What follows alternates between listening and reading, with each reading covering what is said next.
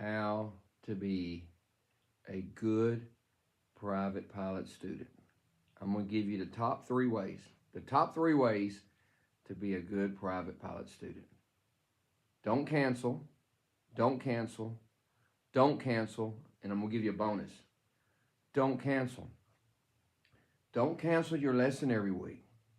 I got students, 3 out of 4 lessons they cancel. Oh, there's a cloud. I saw a leaf blow across the driveway. It's too windy. Don't be that person. If your instructor wants to go, then it's safe. Number 2, be on time. To be honest with you, you should be there 30 minutes before your lesson. If your lesson is at 2 o'clock, you should be there at 1:30. You should be there and take control of the airplane. Go out to the airplane, pre-flight the airplane.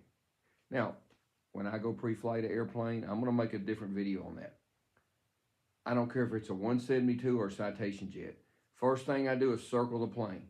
Is there any fluid leaking? Are there parts hanging off? The second thing I'm going to do is check the battery. If the battery's dead, you ain't going. When I check the battery, I look over at the fuel.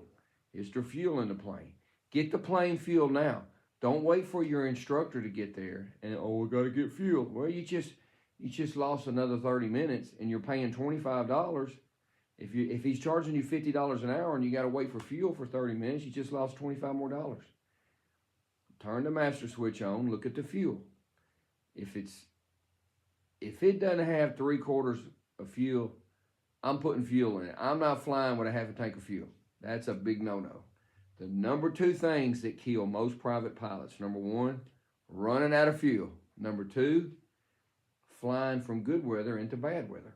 So,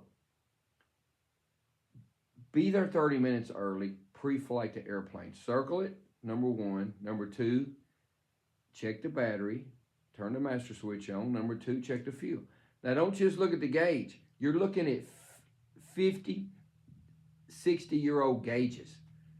Once you look at the gauge, you climb up on top and look in the tank. If it's a Piper, it's a lot easier. If it's a Cessna, you get a ladder or step up on the little step pad.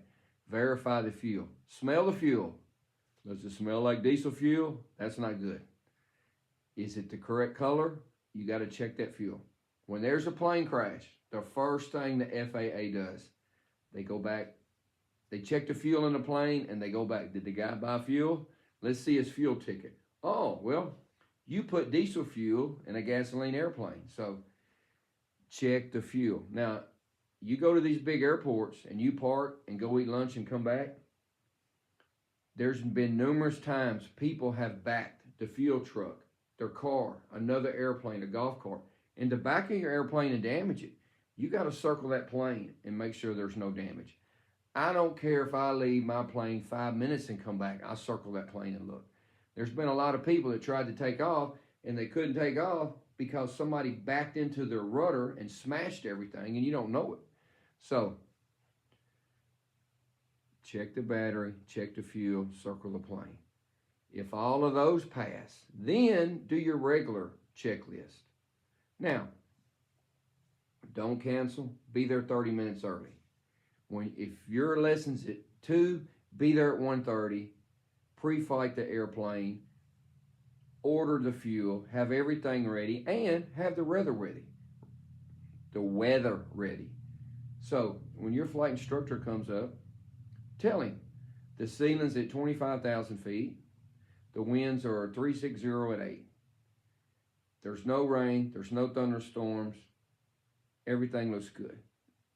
That's impressive to him. Wow, my student, he gets here early. He pre-flights the plane. He knows the weather. He's got the fuel on the plane. Everything's ready.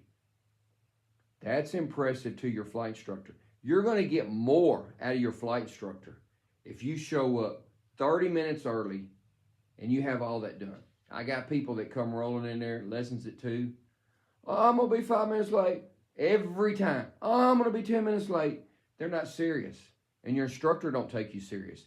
You get a better lesson when you show up early. You got the plane pre-flighted. You got the fuel on board.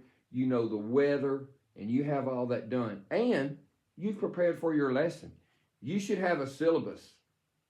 I can't say syllabus. And you should know what your lesson's going to be.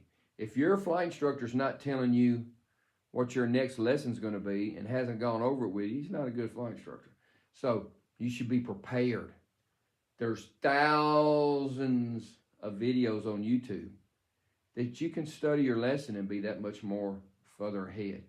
If your flight instructor sees that you're energetic and you're studying and you got everything prepared, you're going to get a better lesson. He's going to treat you different than the guy that shows up late, not prepared, doesn't have an iPad, doesn't have a paper, doesn't have a pen, doesn't have nothing, doesn't even have headsets. Look, you can go and buy some David Clark headsets. I got 4 pairs for $450. They will last you forever. You get the big fancy $1,000 headsets, they're going to be broke all the time. David Clark. If you buy some David Clark headsets and you keep them from 30 years and you drop them and by accident and run over them with your car, if you put them in a box and send them back to David Clark, they'll send you a brand new pair. David Clarks are the best. Make sure you get the good stereo headsets. Don't, save $20 and get the mono. Don't be cheap. Don't be cheap with your flight instructor, your airplane, your heart surgeon, your CPA, and your lawyer. Okay? Now, be there early. Brush your teeth. Put some clean clothes on. I cannot tell you how many times I've gotten in an airplane when someone that's been chain smoking a cigar all day and his breath smells like he's got a dead bird in his mouth. Make sure you shower and you're clean. I see flight instructors all the time. Smelly, bad hygiene, bad breath. Your student doesn't want to see that. So be nice and clean. Be prepared. Be on time. Study. Now, learn your V-speeds. Know your V-speeds. Second lesson, know your V-speeds. What's VX? What's VY? Make you some flashcards and learn them. I got people 10 hours. What's VX? Is that a new video game that comes? Know your V-speeds. Don't have 10 hours and you still don't know your V-speeds. You can learn your V-speeds in 30 minutes. Put them on a flashcard and just learn them. There's not but like 10 of them. Know the weight of the airplane. Know the speed of the airplane. Know about the fuel. How many hours of fuel? Well, your basic Cessna is going to hold 4.5 hours. Know all of that. Impress your instructor. If you impress your instructor, you are going to get a better lesson. He's going to be excited. If you're the person that's always, I got people show up with nothing. That makes me insane. Don't have millionaires, they ain't got an iPad. Oh, I got to wait for them to go on sale. I got to go to the pawn shop and get me a 30-year-old iPad. No. Get you a nice iPad that's cellular so the little blue airplane can follow you as you're flying. Get 4Flight. Get 4Flight. Don't be cheap. It's $200 a year. Be prepared. Day one, David Clark headsets. Nice iPad that's cellular. And have 4Flight. Be prepared, have everything. That's being a good student. If you're a good student, you're going to have a much better lesson with your CFI. Ask questions. If you don't understand something, ask him. He should be asking you, do you understand? Do you understand? Now, this is something that's very important. When you're flying and you're holding that yoke, think about you're in your grandfather's Corvette and you're going down the expressway at 150 miles an hour and you want to switch lanes. You don't do this. If you do this, you're going to be off in the grass.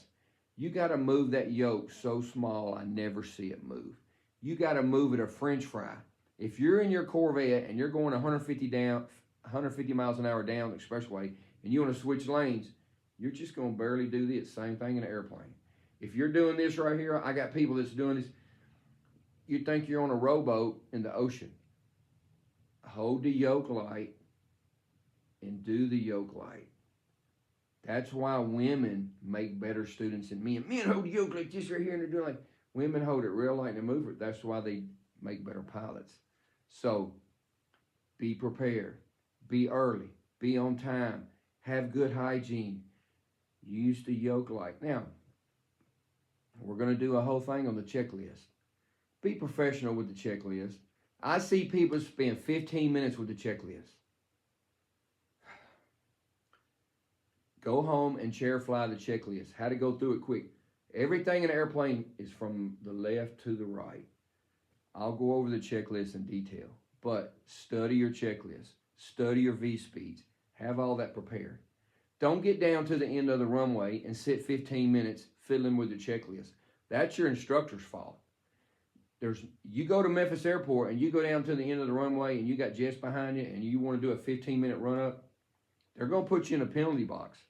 They're going to tell you to taxi over there, and they're going to let you sit there 30 minutes. When you get to the end of the runway, I don't care if you're in the smallest airport in Alaska, you should be ready to go. Going down there and sitting 15 minutes, fiddling with stuff, while you got other people behind you, be a professional pilot. Learn these things, learn good habits early. If your instructor's teaching you bad habits,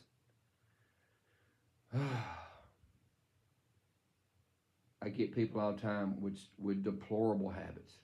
People with 200 hours, they talk on the radio like they're talking to their grandma at the old folks home, okay? Learn good habits. So, to be a good student, don't cancel, be on time, be prepared, be clean, be prepared for your lesson. If you have any questions, call me. If I can help you, call me. Thanks. Bye.